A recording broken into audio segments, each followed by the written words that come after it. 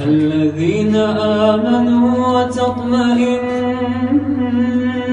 قلوبهم بذكر الله ألا بذكر الله تطمئن القلوب. When you're faced with anything, genuinely and truthfully and wholeheartedly, turn to Allah in isti'anah, and you will see that Allah is ni'mal mawla wa ni'mal nasir. He will be your protector and He will be your supporter, and what an excellent protector and supporter and helper He is. Turn to Allah.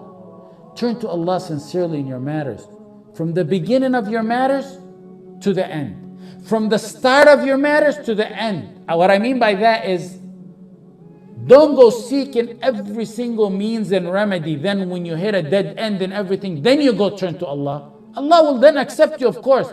But make it a habit to turn to Allah from the start of your matters, from the start of your life. Meaning, you teach your kids, make isti'anah in Allah the first of your choices, and you will see, wallahi, Allah will not let you down. He will make you happy and content. He wouldn't let you down in a matter you do isti'anah in Him in, even if the universe with its might and everything in it collaborated against you.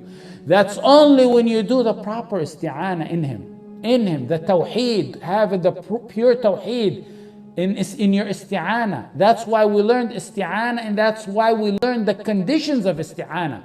Because in order to get Allah's aid, you have to fulfill the conditions, like we mentioned. Amongst them is submission, tawakkul, certainty. We mentioned those. Have certainty in Allah while you do your isti'anah in Him.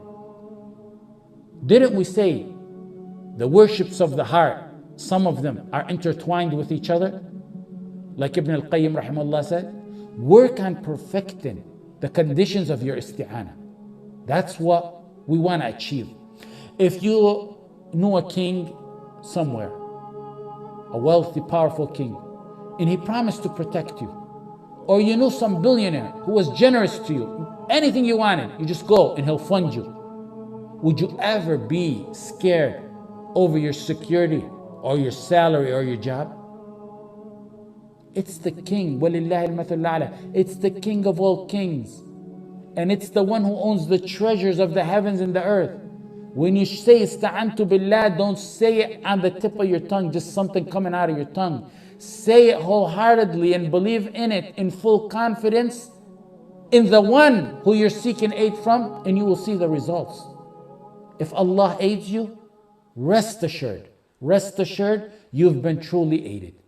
And if He forsakes you, who is there after Him that can aid you and support you? Who other than Allah can support you if Allah doesn't support you? Isti'anah returns upon you in this life with an honorable life. You live your life. If you have isti'anah, you will have an honorable, noble life. And then the high ranks of Jannah in the Akhirah, the ultimate goal. That's the fruit of Tawheed. You need to feel it in this life before the Akhirah. Throughout your affairs and throughout your life, keep your unwavering isti'anah in Allah subhanahu wa ta'ala. The wisdom sometimes and at times may be that Allah subhanahu wa ta'ala delays His aid and support to you. And it's not that Allah forgot. Never ever think of that. Ma'adallah. You have to keep that in mind. That's why when one is in the agony of being oppressed, you know the oppressor, he goes to sleep comfortably. One who's being oppressed, whether it may be little matters or big matters, he doesn't sleep the nights. The nights seem endless and dark, darker than ever. And the dua is constant. And then one may think, why didn't Allah answer me? That's why Allah says, وَلَا تَحْسَبَنَّ اللَّهَ غَافِلًا عَمَّا يَعْمَلُ الظَّالِمُونَ. Consider not that Allah is unaware of the oppressors. Allah didn't forget about them. That's what He's trying to tell you. Allah didn't forget about those. The delay, there's wisdom, and plenty of wisdom. The delay may be to make you despair in all means and in all creations, and to turn to Allah alone, and at that same time to show you that all and everyone turned away from you, or that no one was able to help you but Allah Jalla fi'ala. Sometimes the wisdom in delaying the help of Allah to you when you do isti'ana in Him, maybe to test your isti'ana. It may be to test your isti'ana. Do you really have certainty in Allah in your isti'ana? Allah wants to test you. Do you have the conditions we mentioned fulfilled? He wants to test your certainty in isti'ana. Take this example. If a little ant was able to speak, crawled over here on this desk, and able to speak to one of us, and they saw isti'ana in me or you, the ant told you, there's 100 ants coming after me at a distance, they're chasing me, they're after me, there's a tribe of them, they're going to kill me. You want to test the isti'ana of that ant in you. Is her isti'ana faithful or not? Do you just go run and crush those 100 ants and put an end to them? What you do is let them get closer and closer and closer. Not only do you test her isti'ana, the ant that saw isti'ana in you, but you also want to show the ant your power and your mercy. Now, getting rid of those ants is no obstacle to you. You can do it by stepping on them when they're far away or when they get closer. It takes a millisecond to do it.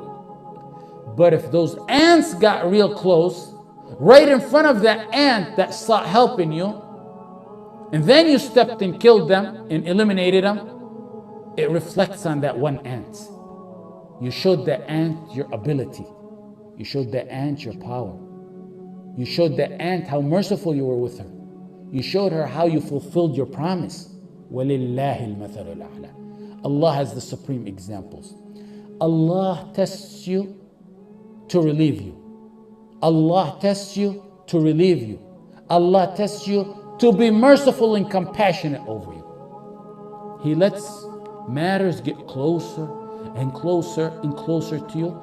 Just when you think your isti'ana failed and the matter would never be relieved, He Jalla fi ulah relieves you and aids you.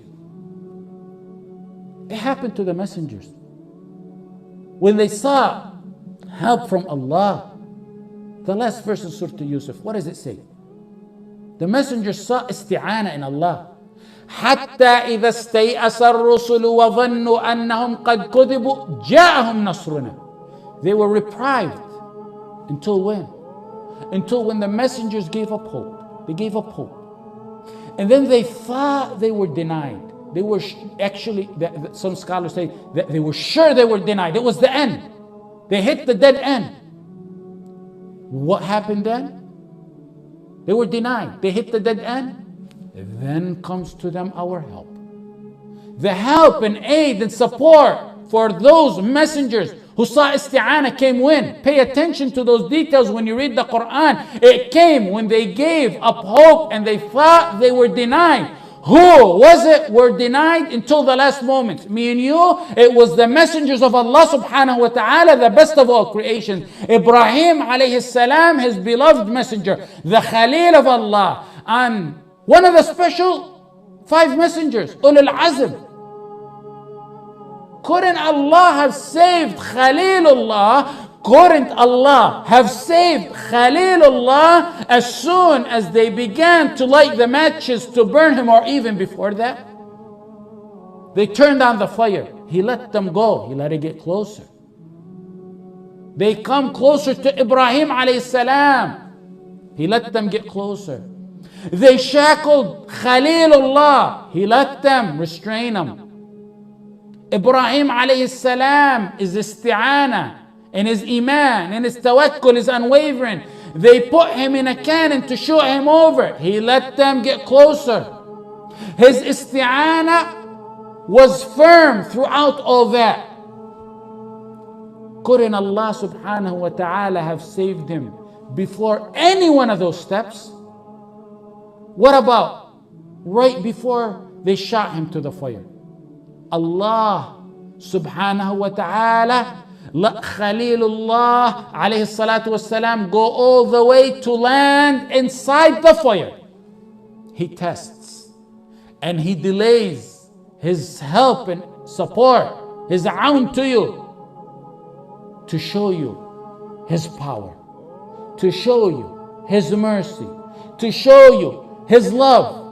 When he relieves you, you're going to be happier and more well off than you were before if you had the true isti'anah. He tests you and lets it get closer because he wants you to be unwavering in your yaqeen, in expecting Allah's aid.